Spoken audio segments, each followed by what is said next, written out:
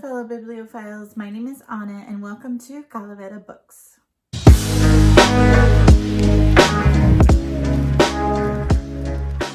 Hey guys, so this is Anna from the future, and I just want to mention that I didn't realize how much glare is going on right now, so I apologize in advance for how much glare there is in my glasses, on my glasses.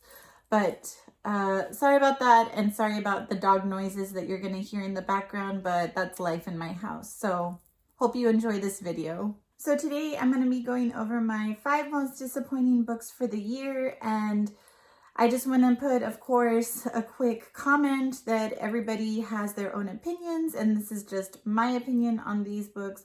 So I'm not trying to throw any shade or any hate if these are some of the books that you absolutely love, but for one reason or another, they just didn't work for me. So my first book on this list was The Hazelwood by Melissa Albert.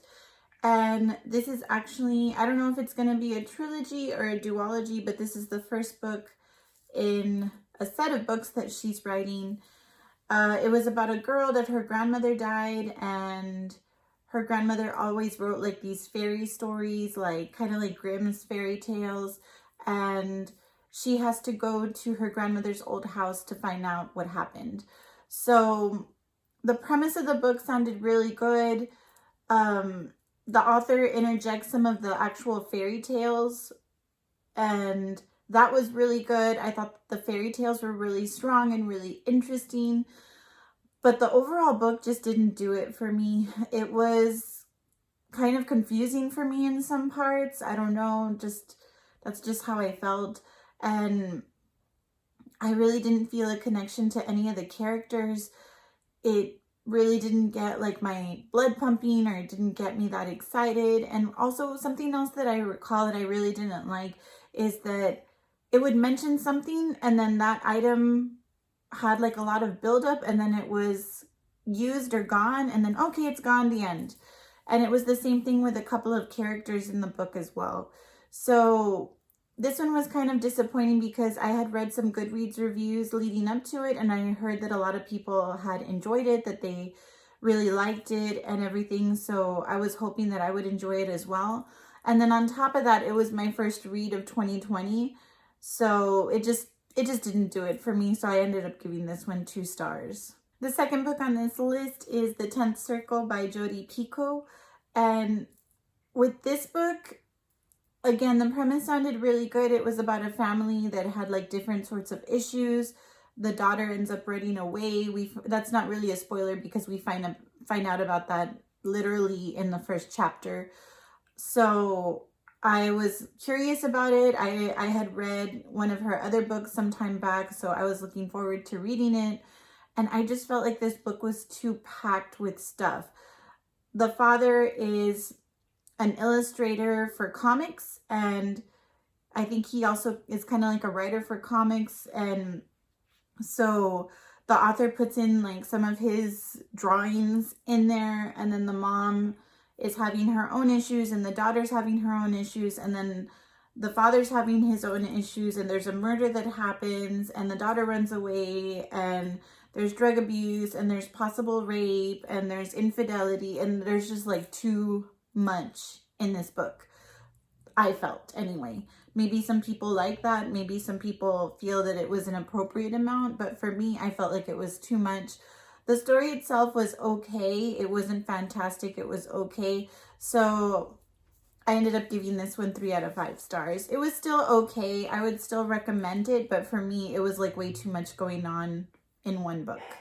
My next disappointing book for 2020 was In 5 Years by Rebecca Searle, and I was excited to read this book because I really don't read a lot of romance, and this book was marketed as a romance book. The premise was a girl goes to sleep and then she wakes up and she's 5 years in the future, and she's in a completely different apartment with a completely different man in her bed.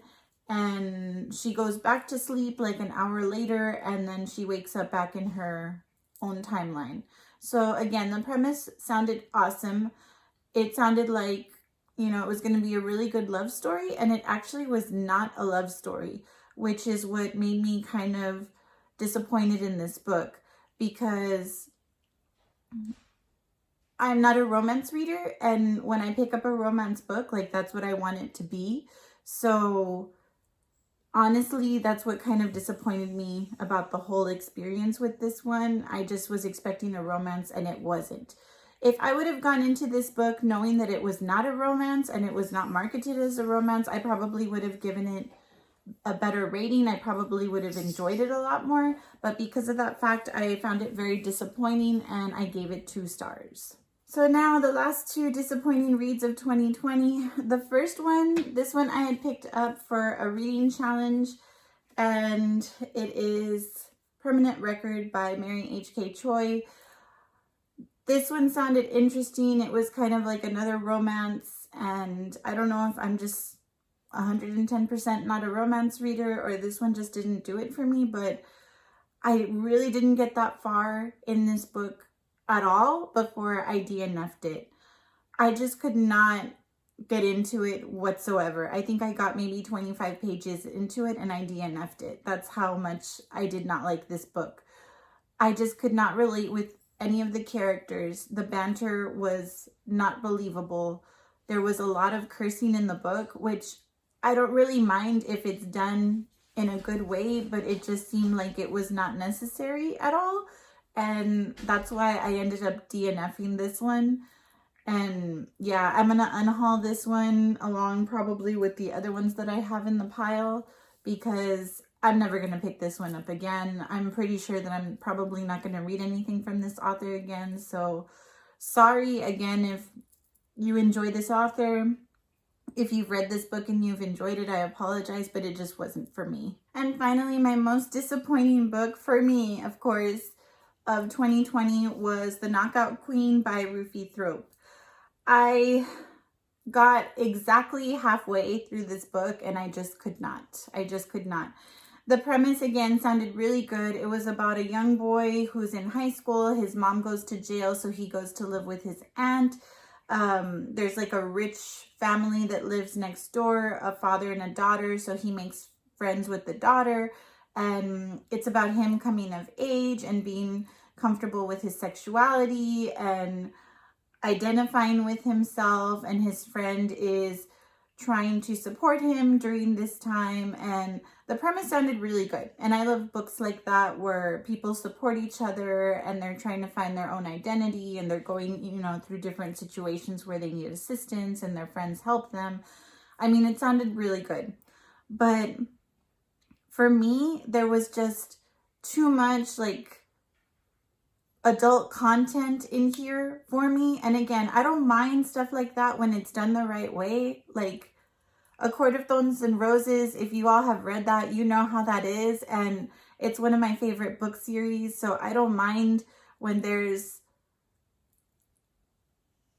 sexual stuff in a book. But for me, like, this book had way too much. It seemed like every single chapter there was an innuendo or there was a topic or something like that, and it just did not fit the book. On top of that, the boy is dating this guy who's already a grandfather, and the boy in the book is about 17, and that just like, no. And I thought for sure, maybe you can correct me if I'm wrong. If you've read this one, you can let me know down in the comments. But I thought that like early on in the book, like he was gonna break up with him. But I got to the middle of the book and they were still together. And I could not. There was just too much with this book. And even though it's pretty short, I just could not finish it. So for me, this was the most disappointing book of 2020. So those are my 5 most disappointing books of 2020. Again, sorry if any of your favorites made this list, but I feel like one of the best things about BookTube is that we're all entitled to our own opinions, and these are mine. So let me know down in the comments if any of these made your list, most disappointing books of 2020, or if you really enjoyed any of them, if you felt like I should have kept going with the 2 that I DNF'd. And just to let you all know, I think that I have finally found something that works for me. I am going to be posting religiously on Wednesdays. I think that that day will work the best for me. I think that I will be more consistent with posting on Wednesdays because just for me and my mindset, I think that that will just work better. And I will be posting